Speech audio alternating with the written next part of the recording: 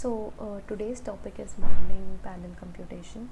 Parallel computers vary greatly in their organization. Their processing units may or may not be directly connected one to another. Some of the processing units may share a common memory, while the others may only own local memories. So the operation of the processing units may be synchronized by a common clock, or they may run each at its own pace. Furthermore, usually there are architectural details and hardware specifics of the components, all of which show up during the actual design and use of a computer.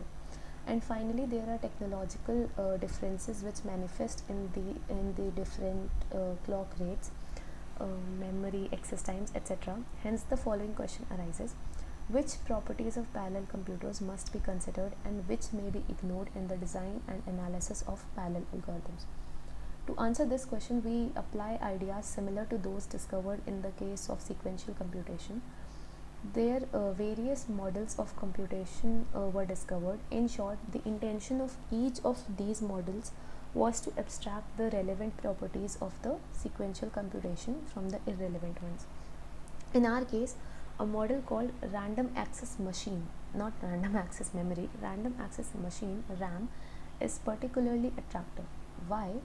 The reason is that RAM distills the important properties of the general purpose sequential computers, which are extensively used today and which have actually been taken as the conceptual basis for modeling of parallel computing and parallel computers. So the random access machine, it actually takes some important properties of the general purpose sequential computers, which are extensively used today. So they are extensively used today, and these are the basis of parallel computing. So these are used as a prototype, like these are used as the base for modeling the parallel computing and parallel computers. A brief description of RAM. The RAM consists of a processing unit and a memory. The memory is potentially infinite sequence of equally sized locations. So there are equally sized locations from M0 to M1 to M any number, like they are infinite. The index I is called the address of Mi. So the index I actually points to the address of a particular location. You can call it Mi. Each location is directly accessible by a processing unit given an arbitrary I. Reading from Mi or writing to Mi is accomplished in constant time. Now, before RAM is started, the following is done. A process is loaded into successive locations of memory, starting with, say, M0 or M0. Then input are written into empty memory locations, say after the last program instruction. So the RAM operates independently in a mechanical stepwise fashion as instructed by the program. So let program counter be pointing to K. So PC be K at the beginning of the step. So initially K is equal to 0. So it points to the 0th location. Now from the location MK, so this is the MK location. From here the instruction I is read and started. So from here the instruction is read and started, and at the same time program counter is incremented.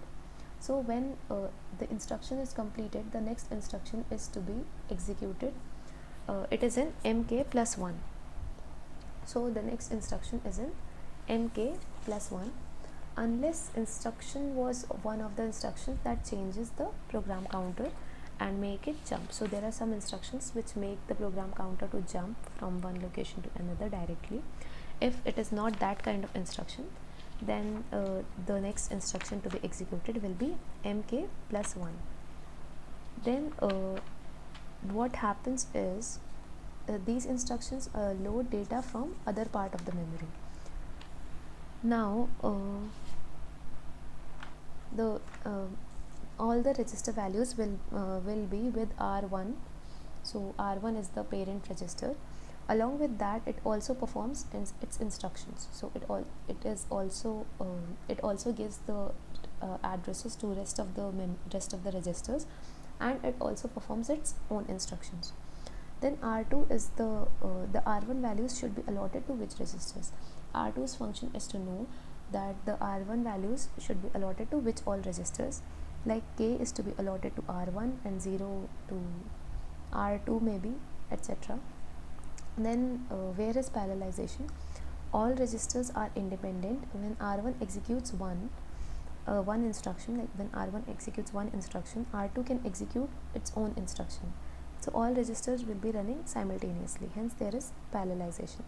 Then program counter is also in r1, and in r2 there is accumulator.